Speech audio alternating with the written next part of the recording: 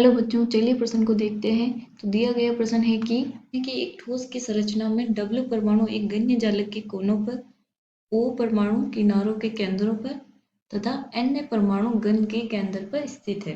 यौगिक का सूत्र होगा। हमें क्या दिया गया है कि एक ठोस रचना है, उसमें क्या जो हमारा W परमाणु है वो क्या है, एक गण्य जालक के कोनों पर है, और जो हमारा O है वो परमाणु किनारों के केंद्रों पर तथा जो N है परमाणु है वो केंद्र पर स्थित है। तो यौगिक का हमें सूत्र निकालना है। विकल्प हमें दिए गए हैं, सही विकल्प का चुनाव करना है। तो सबसे पहले हम क्या लिखेंगे, मुख्य उदाहरण। मुख्य अवधारणा, तो वो क्या हो जाएगी, इकाई सेल।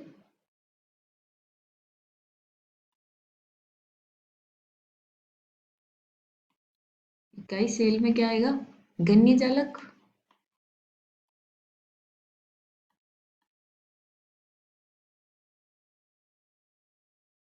गण्य जालक में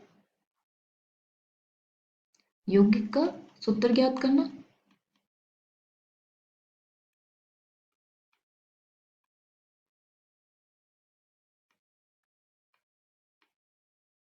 तो हमें पता होना चाहिए कि जो हमारी इकाई सेल जो गण्य जालक है उसमें कि यौगिक का सूत्र किस प्रकार से ज्ञात किया जाता है। तो चलिए हम क्वेश्चन देखते हैं। तो इसने बोला गण्य जालक, तो मैं एक गन बना लेती हूँ यहाँ पे।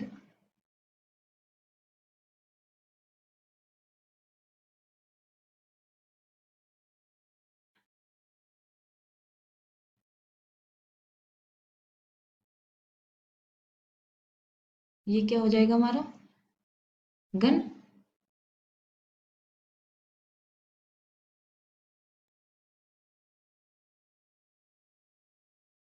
ये बन गया हमारा गण्य जालक। तो अब हमें बोला जो W परमाणु है वो कहाँ है, कोनों पर। तो चलिए हम W को लिख देते हैं कोनों पे।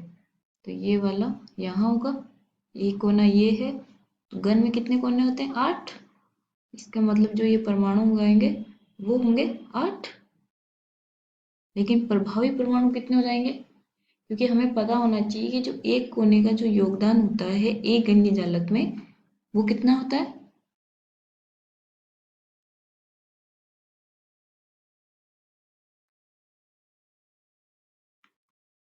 1/8।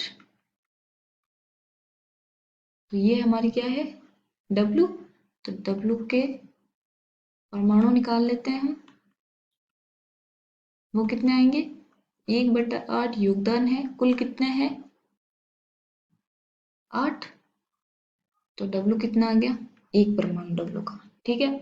अब हमें दिया गया है कि जो O परमाणु है वो किनारों के केंद्रों पर है। चलिए, किनारों के केंद्र तो हमें पता होना चाहिए कि जो गण्य जालक है उसके किनारे कितने होते हैं, 12। तो 1 2 3 4 5 6 7 8 9 10 और 11 और एक ये 12। तो ये हो गए। तो ये क्या है, किनारे के केंद्र। इनका योगदान कितना होता है एक गण्य जालक में,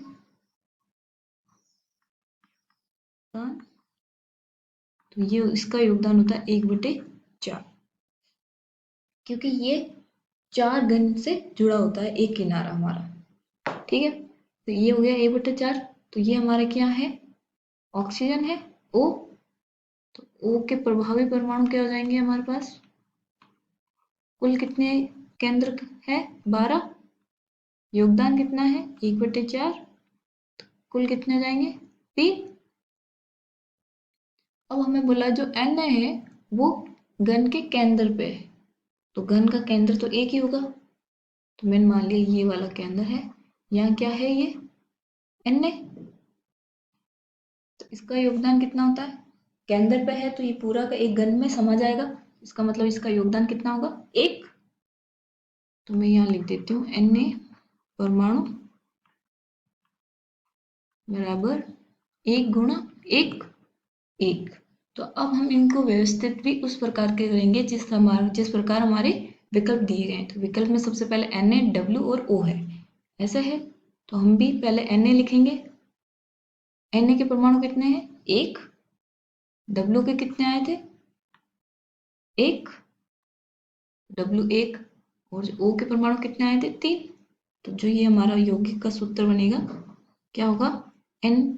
NaWO3 यौगिक सूत्र। तो चलिए हम विकल्प देखते हैं। तो हमारा विकल्प बी देखिए, उसमें दे रखा है NaWO3। तो इसका मतलब जो हमारा विकल्प बी है वो सही विकल्प होगा। आशा करती हूँ आपको समझ में आया होगा। धन्यवाद।